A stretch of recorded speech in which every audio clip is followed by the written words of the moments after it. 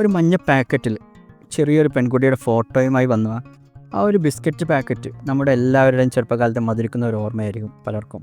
ഇന്ത്യക്കാരുടെ ഒട്ടുമിക്ക ആൾക്കാരുടെയും ചെറുപ്പകാലത്തിലുള്ള ഒരു പ്രധാനപ്പെട്ട ഓർമ്മകൾ ഒന്നായിരിക്കും പാർലേജിയുടെ ഈ ബിസ്ക്കറ്റ് പാക്കുകൾ. നമ്മൾ ഇന്ന് നോക്കാൻ പോകുന്നത് ഈ ഒരു ബ്രാൻഡിൻ്റെ കഥയാണ്. ഇത് സ്റ്റാർട്ട് ചെയ്തത് 1929 ഇന്ത്യക്കാർക്ക് വേണ്ടി ഒരു അഫോർഡബിൾ ആയിട്ടുള്ള ഒരു സ്നാക്ക് എന്നുള്ള രീതിയിലാണ് ഈ പാർലേജി ബിസ്ക്കറ്റിൻ്റെ പ്ലാന്റ് അവർ സെറ്റ് ചെയ്തത്. നമുക്ക് ഇന്ന് കേൾക്കുമ്പോൾ അത് വലിയൊരു കാര്യമായിട്ട് തോന്നില്ല, പക്ഷേ എങ്കിലും അന്നത്തെ ആൾക്കാർക്ക് ചെറിയൊരു തുകക്ക് അവർക്ക് വിശപ്പടക്കാനുള്ള ഒരു ഭക്ഷണം എന്ന രീതിയിലാണ് ഇത് സ്റ്റാർട്ട് ചെയ്തത്. ക്വാളിറ്റി പിന്നെ ട്രസ്റ്റ് ഈ രണ്ടിൻ്റെ ഒരു സിമ്പിളായിട്ട് പിന്നീട് ഈ ഒരു ബ്രാൻഡ് മാറി കോടിക്കണക്കിന് ഇന്ത്യക്കാരുടെ പ്രധാനപ്പെട്ട ഭക്ഷണമായിട്ട് ഇത് മാറിയിരുന്നു ഒരു കാലത്ത്.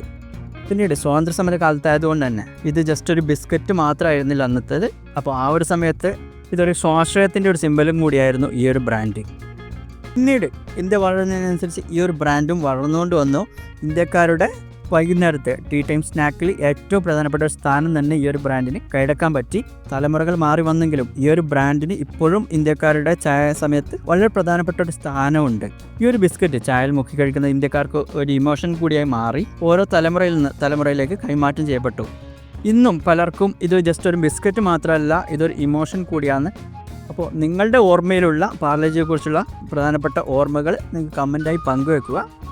അപ്പോൾ ഇന്നത്തെ വീഡിയോയിൽ നമ്മൾ ഇന്ത്യയിൽ പോപ്പുലറായിട്ടുള്ള രണ്ടാമത്തെ ബ്രാൻഡാണ് പരിചയപ്പെട്ടത്. ഇതുപോലുള്ള കൂടുതൽ വീഡിയോസ് കാണാനായി ചാനൽ സബ്സ്ക്രൈബ് ചെയ്ത് വെക്കുക. ഇതുപോലുള്ള വീഡിയോ ഇഷ്ടമാണെങ്കിൽ വീഡിയോ ലൈക്ക് ചെയ്യുക, കൂട്ടുകാർക്ക് ഷെയർ ചെയ്യുക.